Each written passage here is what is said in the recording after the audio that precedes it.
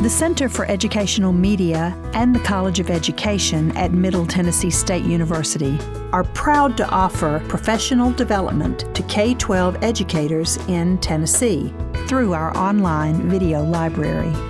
These videos are aligned with standards set by the Tennessee Department of Education.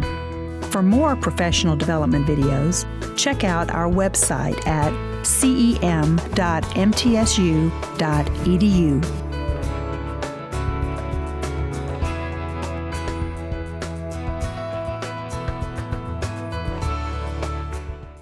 All right, let's take a look. Students whose families are engaged in their learning, the research shows us, they have faster literacy acquisition, they earn higher grades and better test scores, they adapt better to schools and attend more regularly. This is huge. When I have been at a high school, I had one young man, God bless him, he did not graduate last year. He was supposed to graduate last year. He did not because he just didn't come to school. And we had regular conferences with his mother. There was no father in the picture. We had regular conferences with his mother and explained to her repeatedly with a translator, he must come to school. Oh yes, yes. But as you know, many of these, especially Central American countries that our kiddos come from, they have compulsory education laws on the books, but they're not enforced. So if a child does not come to school, for whatever reason, in El Salvador, Guatemala, Honduras, nothing happens. Here, you get the letter and you get the truant officer coming. Or in the case of my student, he had already turned 18 in October and was coming to school sporadically and he went to go take his senior pictures and they wouldn't let him. And so he came to me crying, I'm not going to graduate. Baby, I told you you weren't going to graduate if you didn't come, but what can you do? So parents who are more involved in the school, their children graduate better and attend more frequently. Their children are promoted more frequently and earn more credits. They enroll in higher level programs. They have higher graduation rates. They're more likely to get involved in post-secondary ed, and they have better social skills, the kids whose parents are involved. These are all great things. I don't think any of us would argue against having parents involved. The question is, how do you get them there? How do you define family engagement? How would you define family engagement? Not just involvement. What does it look like to you? What do you want? Some of it we've already talked about. What does family engagement? Yes, ma'am. I want them to feel like they can come to the school and that it's for them also, whether they have lunch with their kids or for something formal. Yes, absolutely. Yes, ma'am. And also to get them to understand that, they have a role in this too. It's not our job. Like they send them to school for us to raise their kids. And that is the case that is a cultural thing. In many cultures, they don't want to interfere. And of course, part of it is training our school personnel to be culturally sensitive, especially the school secretaries. God bless the school secretaries. Some of them just don't get it. And I've had to do some trainings, cultural awareness trainings with some of our schools because our school secretaries were doing things like chilling enrollment without even really realizing that that's what they were doing and that it was like breaking federal law and we could get in big trouble with the Office of Civil Rights. So the school secretaries, make them your friend. Do whatever you have to do, bring them candy, bring them flowers, whatever. But the school secretaries, they're the ones that our parents are going to see first. They're the very first ones. And I know that I don't have to say this to you, but I am going to. A lot of our parents are intimidated by just walking into the building. I mean, let's think about it, especially if they're not documented. Because we're walking into a big, beautiful, clean facility run by the government and they're asking us all kinds of personal questions. What's your social security number? Where do you live? Can you provide proof? And that's scary. That's scary for a lot of parents. You know what? If I was in another country, I don't think I would seek that out. I would be very intimidated, and that's where some of our folks are. So it's not that our parents don't want to be involved. There are layers. I have had teachers say to me, if the parents really cared about their kids, they would come to parent-teacher conferences. And what would your response be to that? If they cared about their kids, they'd show up for conferences. Yes, ma'am. Well, for some countries, the family engagement looks like I feed my child, I make sure that he goes to sleep on time, that he's dressed and he's washed, and this is my responsibility. The rest is all school. That's what, especially in Latino countries, that's what is expected. So we need to educate our families that in American schools is more than that, so you really need to be a part of it. And another challenge is transportation, because parents come from big cities that public transportation is very popular, but here if my husband is at work and he drove the car, I am stuck in the house and I can walk like 2 miles to school, so that's a big challenge. Transportation is a huge challenge. Yes, ma'am. And another one is siblings as well. Is for a lot of conferences, it's been said, or sometimes even on the note, saying, please don't bring, other siblings, or so. And in transportation, or the fact if you have, babies and younger, you have no choice but to bring them. I have been in that situation just recently. I am the primary caregiver right now for my grandson, who's 8. He's gone to a lot of things with me this summer. He almost came with me today. Glad he didn't. He told me, you give really boring speeches. And I'm like, yeah, I know. Go play Roblox. It's okay. But yeah, sometimes there are no other options for childcare or for transportation. Yes, ma'am.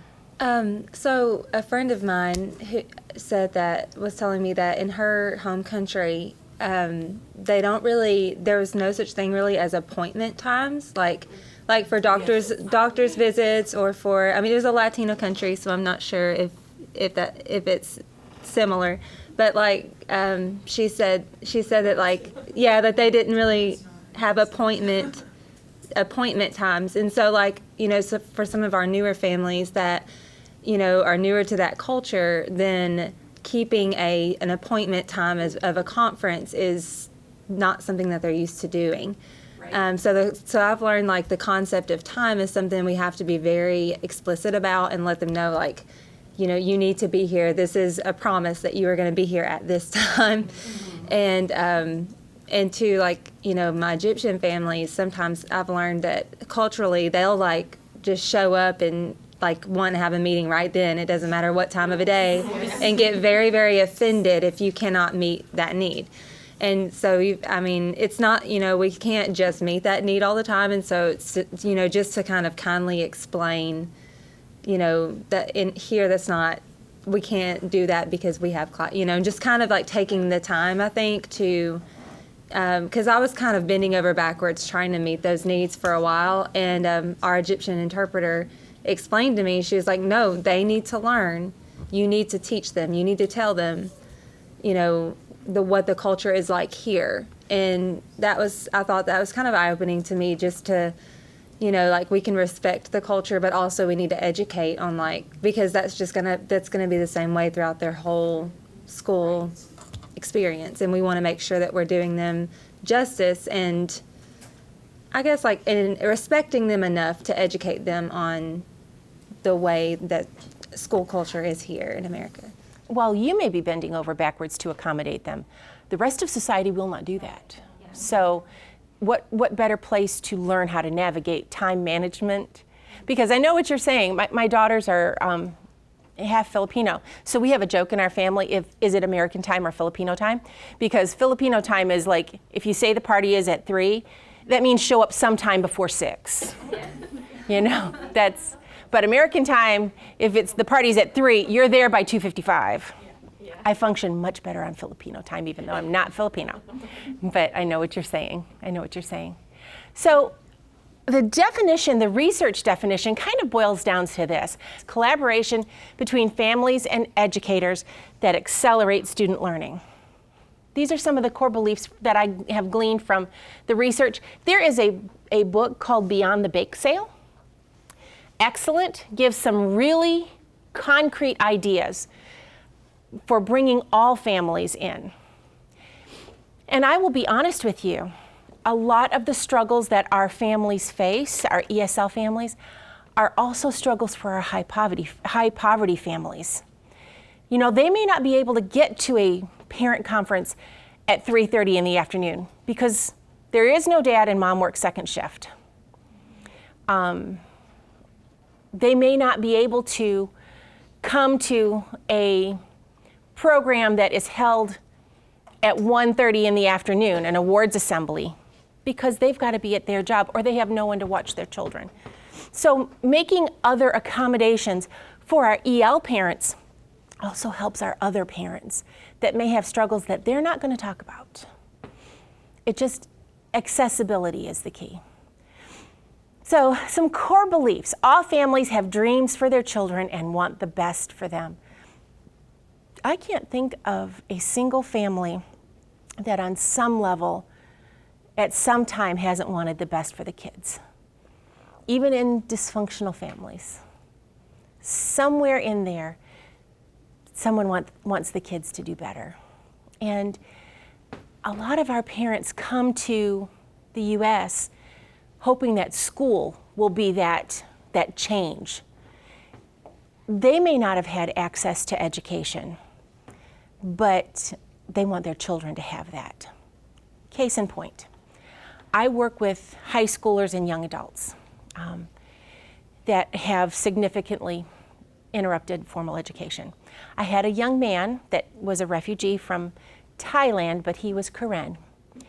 And he came to me when he was 17 years old, and his name was Tutu, which is so much fun to say.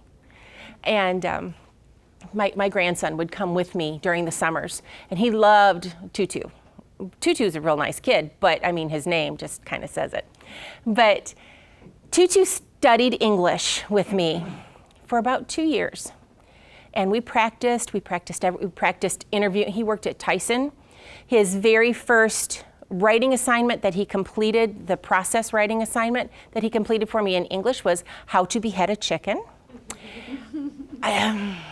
What can I say? He wanted to get a job at Nissan. So we practiced doing the interviews with Nissan. He got the job at Nissan and got married and had a baby. He and his wife had a baby. He was not 20, so maybe right at 20.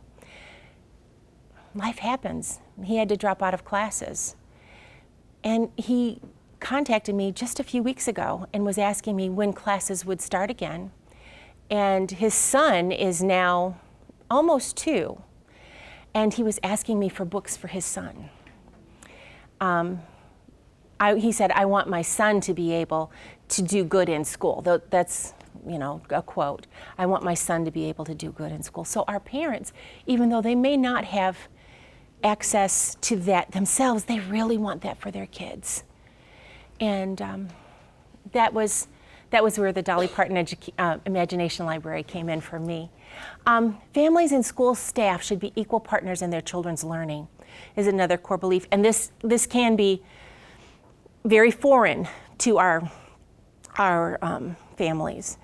They may see, like our colleague was saying, they may see their responsibility ending with keeping their child dressed and fed, and it's part of our responsibility to draw them in and to show them they can do more.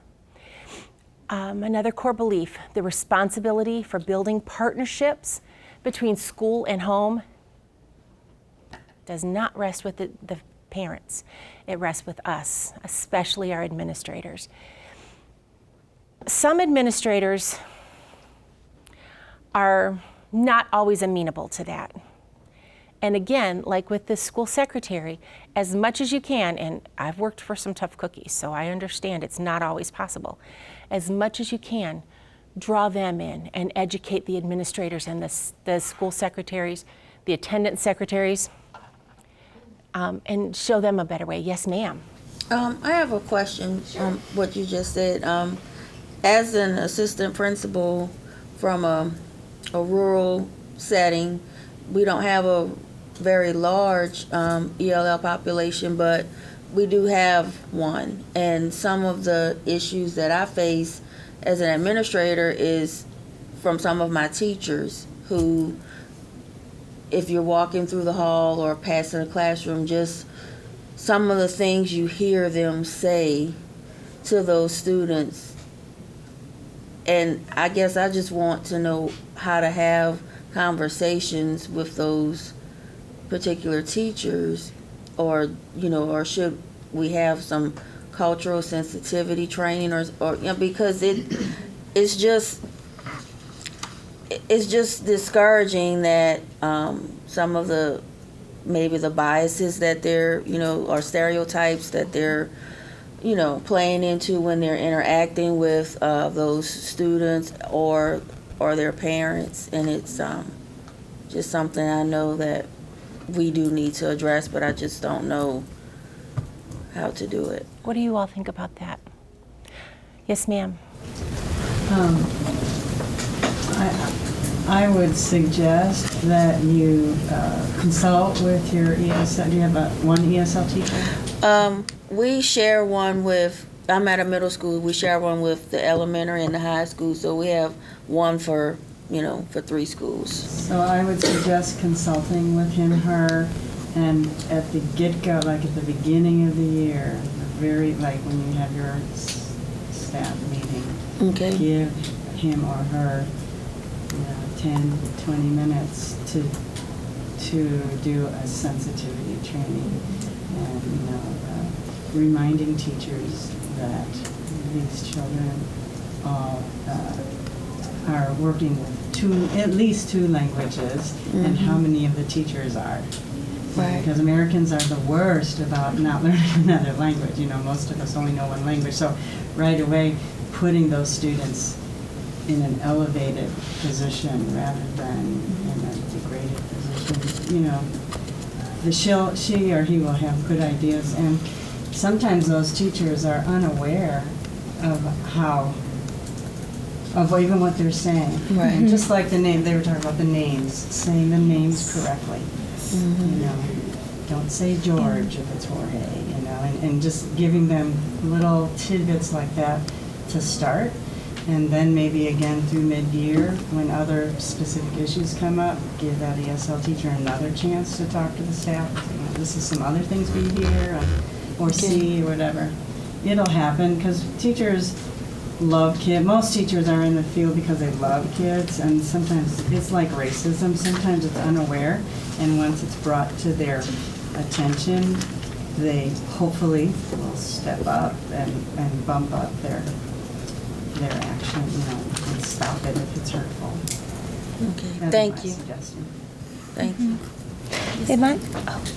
One other thing I wonder if it would work for your setting would be if you could do sort of a welcome letter that's translated to the family's language with the ESL teacher saying, we're so glad that you're part of this school. Here are some ways you can get involved.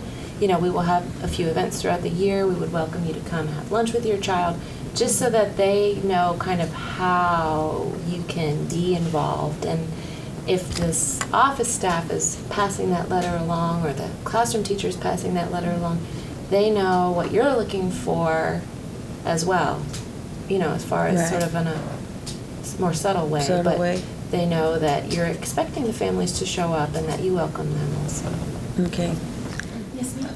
And also with them having to do the WEDER training, it's good to probably, you can find them on YouTube. There's so many different sites, Google, like ESL 101, and get rid of some of the stereotypes, like ESL teachers do not always speak a second language. That's not a requirement. We're not bilingual. Hey, don't bust the bubble. I have 13 different languages last year. And no, I do not speak 13 different languages, because one of my teachers did was like, oh, you're so smart to know how to, and I'm like, no, I'm not. I don't know anything but English, and I can pass with a little bit of Spanish.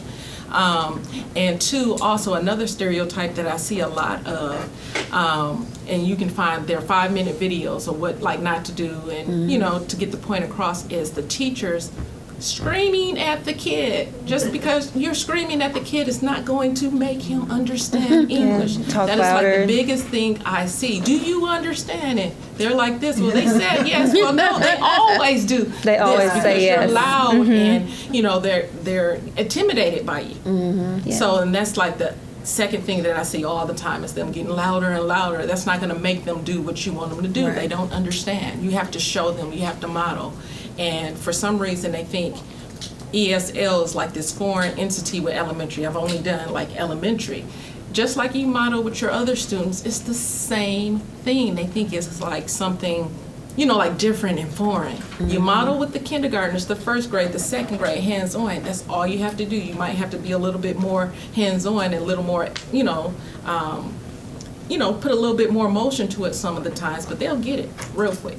Yes, ma'am. I just wanted to ask real quick, like, depending on the grade levels, I wonder how effective it would be to get some input from the students.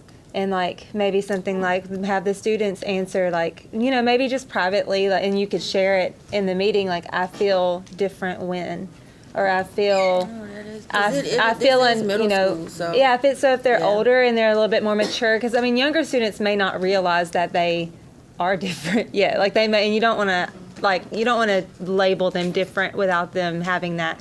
But like middle schoolers, you know, probably, you know, they feel sometimes like they're being treated differently, or they feel sometimes like maybe their teacher is being unfair.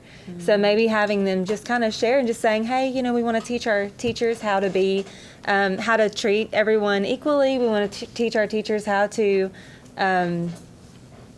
you know, just how to be better teachers. And so I just want to hear from you, what are some ways that you sometimes feel different at school? What are some things that you think that we can do better to help you? And that will make them feel like that they kind of have a say and a voice in, you know, how are we making them feel? Because I think like that's going to be the best. Like I've learned everything as far as like cultural awareness. Like I've never experienced that, and I think it would be cool to kind of hear like what are the experiences, but in a sensitive way, not to, you know, make them feel pointed out or anything. And that is something that I do with my high schoolers and my adult students. I'm so glad you brought that up. I have a little form, and it's 3 stars, 3 wishes. And I just have them, I made it in Word, it's no big deal. And it's 3 stars, tell me what I'm doing right. Give me 3 things that I'm doing that you like, that make you happy about being in my class. 3 wishes, 3 things you wish you could tell me, 3 things you wish I would do differently. And my goodness, the kids, they'll be so honest with you. And if they're not comfortable writing it, you can have them work in pairs, or, you know, work with a translator if you've got one available. Our schools are really blessed because we have bilingual translators fairly easily available. Not all systems have that. But that would be something you could have your children complete. That would be something you could have your parents complete. Even have them complete it at home. 3 things that the school does, 3 things you wish that we did differently. So, and I want to piggyback too, along with the letter, the welcome letter in different languages. Something that I have found from my personal experience, it is too difficult to try and figure out which families have which language only at home. So what works best for me is I get the letter, I translate it in the languages that are relevant to my particular building, and I send the letter with all the languages home with everybody. That way, everybody gets everything, nobody is singled out, and those parents that have lied on our, not that that would ever happen, but on our home language survey, and they've said English, English, English, or they've said Inglés, Inglés, Inglés. That's always fun. Or for whatever reason, they don't want their kid in ESL, so they put down English only, and we don't test them because they've not been straight up on the home language survey, but nobody but the kids speaks English at home, right? So this kind of covers everything, and that helps. And making sure that if you build a relationship with your front office people, making sure that you get access to those home language surveys, or aware, I won't even say access, but you get awareness of your home language surveys when they come in. My guidance person when I was at the middle school was fantastic. She was our intake person, and sometimes it's a secretary, sometimes it's guidance, whoever it is in your building. I asked her, please, please, please, will you make a copy of every home language survey that comes in and just stick it in my box? And that way I had it available, and she would, if it was obvious that a student was going to need ESL assistance, if they were doing the smiling and nodding thing, she would bring them down to my room. And my educational assistant would help them complete all those forms. The forms are intimidating, aren't they? They're very, very, right? Until they simplified the free and reduced lunch form, oh my goodness, that was fun. But yes, ma'am.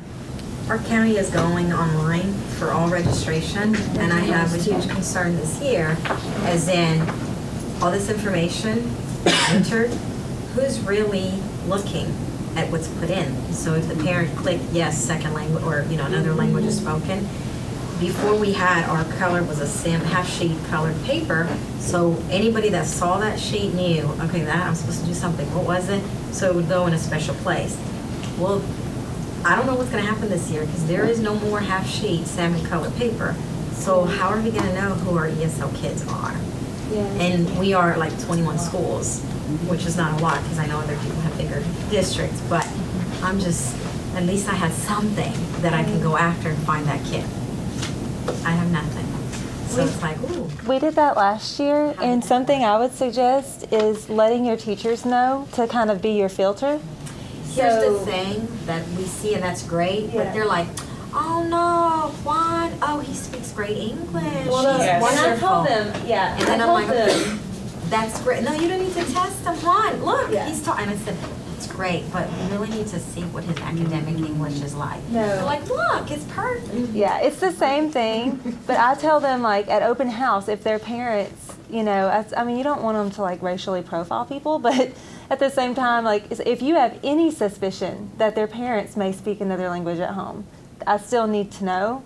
That way I can, because we had so many fall through the cracks, and, like, that way, and that still, it wasn't a perfect system, but I at least caught like 3 that way that weren't screened at the beginning of the year. I caught them like in October because teachers would come to me and they'd say, hey, at parent-teacher conference, Alexa's mom came and she didn't really speak very much English. And I was like, oh my gosh, I didn't know. And come to find out, she was one that put English all the way down and all that. And so I had to call her and I had the Spanish translator explain what kind of services we could provide for her and kind of explain that better. And she said, oh yes, I do want that. And she just didn't, she was just intimidated. Because sometimes when I'm at the schools, I try not to look at the names, on the door, but I'm like, oh, I don't know that name. Okay, should I even ask? I don't want to, and I do try to be friends, but some schools, you have a better connection than others. And it's like, okay, how do I make this work where I'm not, just because he's, I don't know, Bob Perez, I mean, he might not be or whatever, but why did that name never come up for any reason? And so I don't want to be going to every room in every school looking, because I agree, we shouldn't be profiling, but those questions, and so I'll thank you for, to kind of at least look into it and right. be like, oh, okay, never mind. Yeah, but I know if we catch and save 3, that's great, but I want everybody. Let's just try to catch everybody. I know it's impossible, but thank you for that idea. No, I'm gonna throw that out there to be like, okay, this is something. And sometimes we have to sell our program to the parents as well. Because they put English, or because some are very quick to want to waiver their kids out, they don't realize that ESL or ELL as a support. They think it's my kid. They think my kid is dumb. Yes, well, he's going to miss the class. Yeah. I have another suggestion for you. Ours, thank goodness, isn't on computer, so I'm happy about that. But since if you have a waived child, the teacher has to provide language support. So at the PLCs, I went to all the grade levels and I let them know that if you have a waived child, then you have to, provide language support. And even with our system, it falls through the cracks. And their concern was that they started turning in names because they didn't, want to provide support. And if they suspected that someone was, they would let me know so I could check to see if they're ESL. Because when they come from other counties, the parents like to put English. If they were ESL somewhere else, they try to change it. Yes. So you see a lot of that. So it's kind of like, I really don't know.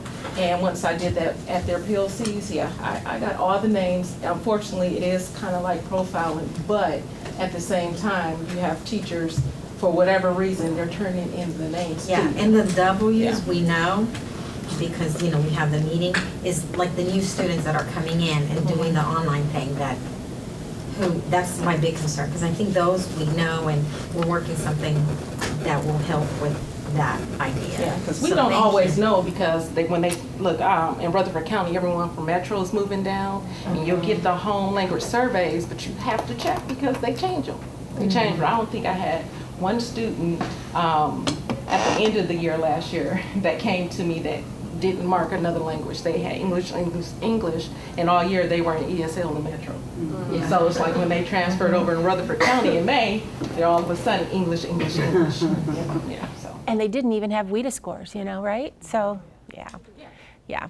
So I understand what you all are saying, and let's be honest, times have changed, and our society is not as warm and friendly to immigrant families as they may have been. So our families are going to be even more hesitant to come to us. And in many cases, I just finished my 35th year teaching. And I taught for 20 years in gen ed classrooms and ESL volunteering. 15 have been strictly ESL in Tennessee. I was completely unaware. I thought I would just be changing subjects. I was completely unaware of the level of advocacy that I would have to take on, not just for my students, but for the families. Helping them understand things such as, no, you can't let your 13-year-old daughter date a 28-year-old man. I have to turn your whole family into DCS if that happens, because he was picking her up at school. And but they were okay with that. So things that I never expected to have to address, And they don't put that in the textbooks, do they? No. So let's step out of the box just a little bit. I'm going to step away from the PowerPoint and kind of go off in the I'll put the PowerPoint online. I'll send it to you if you want it. But let's talk about specific, concrete ways we can we know we want our families to come in. We know that. We know we want them to understand that they are partners in their child's learning. What can be some ways that we can, or that you have done or have seen done or heard about, that can bring families in? Yes, ma'am. I sent out a letter because the first month for us in Rutherford County, we're doing all types of testing, so we don't see students. I've sent out letters where the parents can come in with me during the daytime if they're able to, and for the population we had, they were, because we're not a title school, so it's on the higher end, and they were able to come and meet with me, and that way I would be able to explain. And, like what I expect of the children, what my role is, and so I did it that way, since I wasn't able to have a cultural night, and that way they were able to see like what their students will be doing. And after I did that big project, that was the first year. The next year I had all the information on the walls and their picture and what country they're from. The parents got to come in and see that. that, you know, their culture was being included in what I was being, you know, teaching. We are not subtracting the culture. We are adding American language and culture to their rich culture. So even at the bigger schools, each teacher had, you know, are responsible for certain students. They could arrange a time to actually meet the parents and let them know that, hey, I'm going to be servicing your child. Excellent. Yes, ma'am. I teach at Reeves Rogers, which is across from this campus here, and with Tina Bailey. And she already had in place this wonderful family outreach where we, twice a year, once at the very beginning of the year, we have an international potluck just with all the families in our ESL room. This is even actually before the services begin, but they've already been. And the families that have been here a few years really look forward to that because they each bring food from their culture and we all share that together and celebrate, and then of course the kids all can play together. Then in the middle of the year we invite the families in again to show them what programs, like computer programs that we're working, that their child is using. Some they can only use at school, but there's a few they can use at home with the parents. And then at the last semester we do another ESL family potluck to try to build, you know, the trust. In addition, we do things outside of the school environment because we find that what it's doing is we're building, number one, trust, because like you said, it's intimidating. Anybody's lived in another country to think of going, you know, when you don't know the language well or at all, and then you have to go into this institution, and it can be really overwhelming. So we also started a Borough International Festival, and we invite anybody to come and perform. We don't hire people to do this. This is our community, and they perform, or they set up an arts and crafts table, or they set up an educational booth, you know, whatever, or they do international children's games or something like that, so that we're actually developing a third culture community where people feel safe. And I like the idea, and this is something that I have done successfully, of bringing the parents in to use the computers in your building. What worked for me was periodically to open up the school building, maybe a Saturday morning or a Sunday afternoon, whenever you can work it out. Because the second shift time is difficult for some parents to come to, maybe during the day. That's a completely individual decision for your building. But having someone there that can speak the language and guiding the parents through Skyward, guiding them through Jupiter. It's not enough to say you can check your kids' grades online, even from your phone, because number one, they may not know how to do that. Number two, if the kid's not doing well, they're gonna lie and say, "Oh, Mom, F is for fantastic." You know, we've had that, right? But we have to teach our parents. We have to teach them how the grading system goes, A, B, C, D, F, or whatever grading system you use in your grade, because the kids, you know, if they're sneaky, which if they can navigate the two languages, they'll do it. They'll do it. So bringing the parents in builds a relationship between you and the parent, so that they feel more comfortable contacting you directly and not through their child. Yes, ma'am. So I've been researching and thinking about doing a night like that this year. Towards the beginning, I thought about doing it during open house, but then I kind of thought that might be a little too overwhelming because you're getting all that at one time. So towards maybe in September, doing a parent Skyward informational night. Right. And I have an Egyptian, most of my students are Egyptian Arabic, and that's the language that a lot of times I have to get an Arabic translator. Spanish is, I only have one or two. So are you in Metro? I'm in Wilson County, in Mount Juliet. And so, yes. So okay, I lost my track. Okay, so I was talking with my Arabic translator, and she said yes. She said they need to learn how to use this, and so she said she's like, I'll help you spread the word because that community is so tight. All of my Egyptian Arabic families know each other. So she was like, I'll spread the word with everybody and we'll make sure. And I think for me, like what I've been, like the wheels have been turning, trying to figure out when the best time to do that. Like if I do it at night, are they going to actually be able to come? Or if I do it like, would it, so I think, I don't know if it would just make better sense for me to call and say, if I did this, what time, what would be when do you work? Like, or when are you available? And just try to like go with the majority and just. That's something you would have to judge for your own situation. Yeah. And you had something.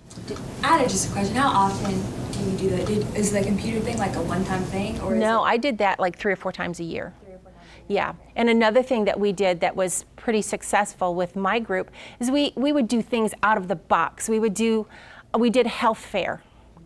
And we invited St. Thomas Mobile Health Unit, and we invited a dental hygienist, and we did it on a Sunday afternoon. And we set up little stations for the families to come in and have their teeth checked and their blood pressure taken, and they got a little treat bag with some personal hygiene products and some toothbrushes, because honestly, let's talk about personal hygiene. Some of our families have different standards of personal hygiene than Americans do. So that is something that they can all benefit from. Oh, I'm so glad you mentioned that. I frequently would make myself available to community organizations. So I work with a community nonprofit called Community Servants that works with a number of different churches. So I kind of have a little inside track, but making use of your community resources, your churches, your civic organizations, businesses, especially if the businesses cater to the immigrant population. I'll tell you, my latest conquest was the check cashing company close to my school. They had a table one day. Now this is where my kids go to send their Western Union. They go to cash their checks because they don't have bank accounts. And when they have to get a loan, they go there and get a loan at 500% interest. Don't get me started. And so I was coming back from school. I'm in Smyrna. I was coming back from school and I noticed that this check cashing company had a table out in front and they were trying to get business. They were giving away snacks and cups and pens. And so I stopped. I had my grandson with me and I stopped. And of course, he wanted the treats, and I told him, help yourself. Have as many as you like, because these people they can afford it. And so the girl was very nice, and she was asking me, what can we do? I said, I would like some pens and some paper and some cups. She said, how many would you like? I said, I want all of them. And she's like, really? And I said, all of them that I see here, they had about 50. I said, yeah, all of them. And she said, okay. She was really nice. And so she got me a bag and we packed everything up. So my kids are now writing with pens that say check into cash, But that is and I explained to her what I do. And I explained to her that my students are some of her most regular customers. And she was fine. So thinking differently, businesses that cater to our immigrant population, construction companies, restaurant companies, frequently will donate either snacks. I've had a Mexican restaurant, when I'm having an event, they give us chips and salsa. And I'm thrilled. And it's not always possible for our families to bring. You've heard, if you feed them, they will come. That's true, but how about if you feed them because they come? A lot of our families, they're rushing around to get everybody together, and if they know that they have some sort of snack or food there, it's one less thing they have to worry about. It's just something that they don't. It takes a little stress. Additionally, our administrators and our cafeteria personnel will frequently, if we explain this is what we're doing, and by the way, with the Title I guidelines changing a bit this year, family and community engagement is huge. So your administrators are going to be more open to bringing families in than they may have been before. so telling your administrators, hey, I'm doing this. It would be really nice if we could get some cheese sandwiches, not ham, not pepperoni, for our Arabic speakers. I've got fun stories about the lunchroom, but that's for another time. Something that our families can crunch on while they listen, something that their kids can drink. And they may be open. They may be open to that. So we did a health fair. We did the community computer night. And what I did frequently was not just showing them how to use the programs at school, but what other internet resources are available. Because most of them, at least with my kids, most of them are familiar with Skype and Facebook and Instagram. And they want to take pictures of themselves in front of somebody else's car and put it on Facebook and tell everybody this is their car, everybody back in their home country. But showing them what else is out there, what educational websites are available for our kids. And this is where your tech person at your building can be helpful as well. And they may even want to come to one of these meetings. And bringing the community, the international community in. The Philippine American Association of Tennessee has been terrific, and there aren't very many Filipinos in Middle Tennessee that have ESL services. There are some, but in the Philippines, English is a standard subject from elementary school on. So the kids are generally, as it is in India and some other places, so the kids generally have some English background, but the Philippine American Association of Tennessee has been terrific with having cultural events at the school and making our other families, not just our ESL families, but our other families aware that, hey, this is cool. We've got this really cool thing that we can share with you, and it's not anything may have ever seen before. And it's more than Taco Tuesday. There's a depth, there's a richness of culture that our families bring. What would be some other things that you can think of that you might do to bring families in? Yes, she told on you. What's something? She's like, oh my God, no. I'm like, you can talk. We worked, before I came to Rutherford, I did work for Metro Nashville, Glenview, which was like a 90% ESL background.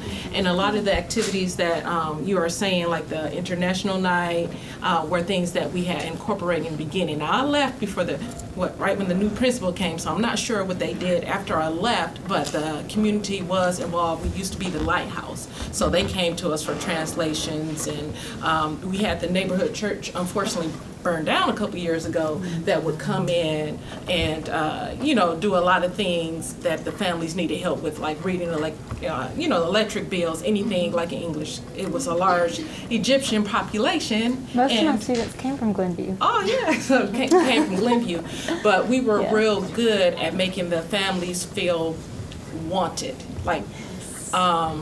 Even if they had a question, even if we didn't know, it's like, okay, I don't have the answer for you, but let me see what I can do. Or you can find a website or something to give to them. So it's not like, no, I'm not going to do that. I only speak English. You always say, I don't have it now, but what I will do is get it for you. And we said that regardless of what the request was, instead of saying, no, we don't help you. And that's how they felt more involved, like we were there for them. Yes, yeah, that's a good thing. That's an excellent thing. Yes, ma'am. A couple of years ago, or maybe 5 years ago, our EL department, Sumner County, we did library night when we would invite all the families. We provide food, like pizza, and we would communicate with our library, public library. So we have the night, and then they will have the families will get a tour around the library, and if they bring bills, they can open the library card. So that was a good step toward reading, ongoing reading. And we also had reading stations, like Reader's Theater, reading for little kids, because families would bring their little siblings. One year we even invited through connections, a local author who was giving out his free books. So we had success with that. It kind of stopped. But also I want to add maybe help with idea for our administrator here that I do, and it works for me to build a relationship in my building, is to have a ELL session, like 45 minutes with the teachers. So I go to administrator and I need 45 minutes to introduce myself and talk to teachers. I did for the whole faculty because we don't know when we have a new EL student and who is going to have. Or I want to have 45 minutes or an hour with the teachers who are having EL students this year. And in this session, I would introduce and what I do, that I don't do worksheets, that and kind of have that sensitive instruction for our regular ed teachers because they don't know. They really need to be educated. There is another good resource, iris.peabody.vanderbilt, that I use for simulation. I'm Russian, and I would start maybe talking in Russian, or I would use that simulation. How would you feel if you were a student and like hearing this different language?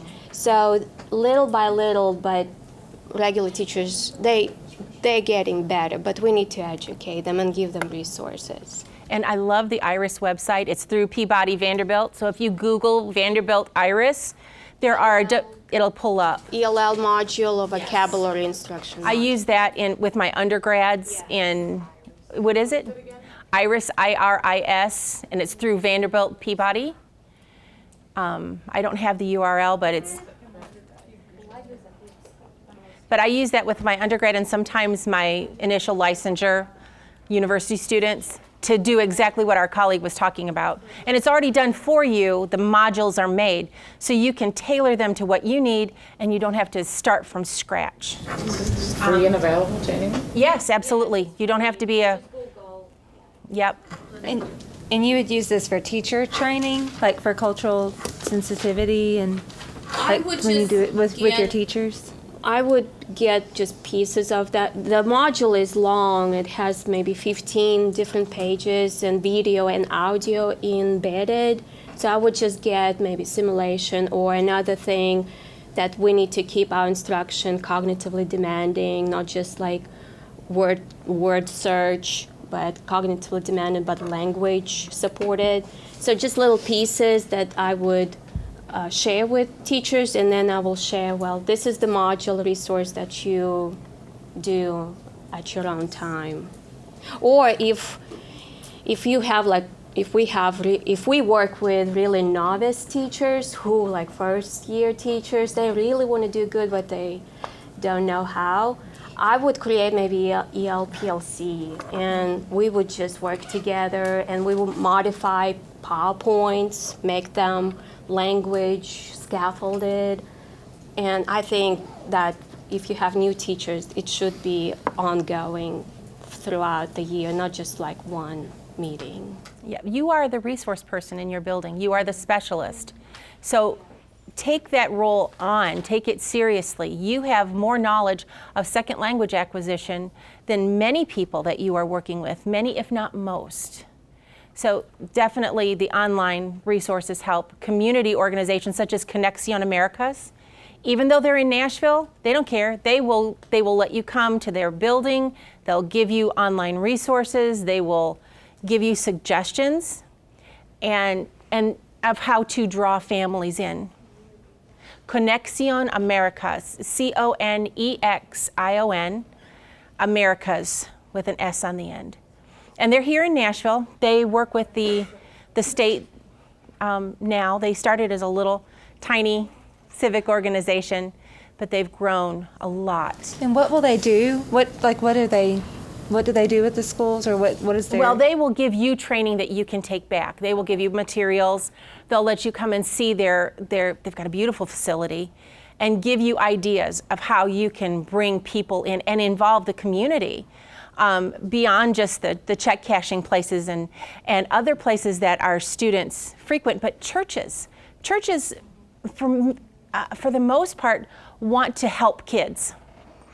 And something that I have done at Christmas time, a lot of our churches want to donate.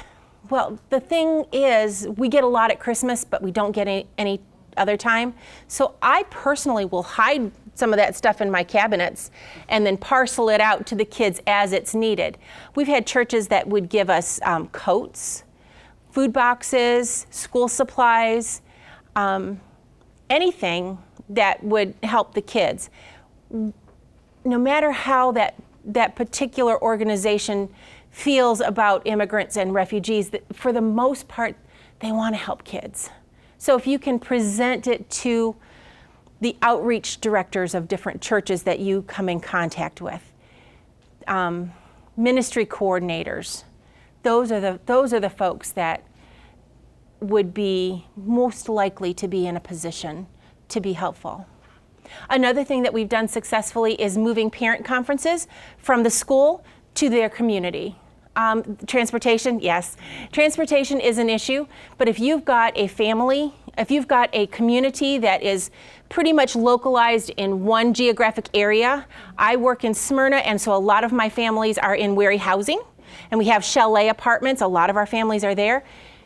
If you have a central location there, a community room, an apartment, and you can just schedule your parent conferences there, or even go to their houses. Now that's something that you're going to have to look at your specific guidelines for your district, because they can be home visits. While I recommend them, and I do them all the time, it can be dicey. So you want to make sure that you are covered with your district.